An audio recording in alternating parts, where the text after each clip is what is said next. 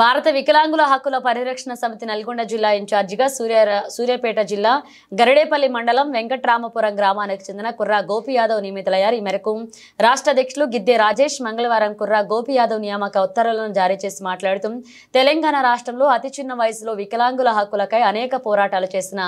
కుర్రా గోపి యాదవ్ భారత వికలాంగుల హక్కుల పరిరక్షణ సమితి సూర్యాపేట జిల్లా యువజన విభాగ అధ్యక్షుని స్థాయి నుంచి సూర్యాపేట జిల్లా అధ్యక్షుని నేడు ఉజ్జిమాల కిల్లా నల్గొండ జిల్లా ఇన్ఛార్జిగా నియమితులు శుభపరిణామని కుర్రా గోపి యాదవ్ సేవలను రాష్ట్ర కమిటీ గుర్తించి త్వరలో మరింత ఉన్నతమైన అవకాశాలు కల్పిస్తామని, వికలాంగుల జాతి హక్కుల కోసం జరుగుతున్న పోరాటంలో కుర్రా గోపి యాదవ్ పాత్ర కీలకమైందని, త్వరలో అసెంబ్లీ ఎన్నికల్లో కాంగ్రెస్ పార్టీ ఇచ్చిన హామీలు నెరవేర్చాలని డిమాండ్ చేస్తూ ముఖ్యమంత్రి రేవంత్ రెడ్డి ప్రాతినిధ్యం వహిస్తున్న కొడంగల్ కేంద్రంగా పెద్ద ఎత్తున నిర్వహించబోయే నిరసన కార్యక్రమంలోనూ కుర్రా గోపి యాదవ్ ప్రముఖ భూమిక పోషించే విధంగా ఆయనకు అవకాశాలు కల్పిస్తామని తెలిపారు.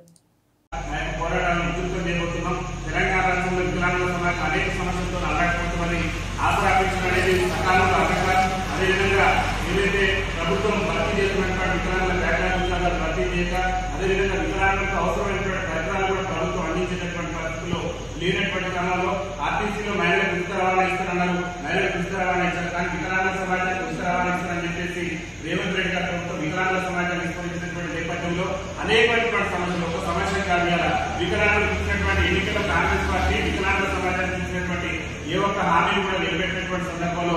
తెలంగాణ రాష్ట్ర వ్యాప్తంగా ఉన్నటువంటి వికలాంగుల సమాజాన్ని చైతన్యం చేసి హైదరాబాద్ కేంద్రంగా పెద్ద ఎత్తున త్వరలోనే అసెంబ్లీ ముట్టడి కార్యక్రమం నిర్వహించి ఈ రాష్ట్ర ముఖ్యమంత్రికి వికలాంగుల సమాజానికి కూడా చూపించే విధంగా పెద్ద ఎత్తున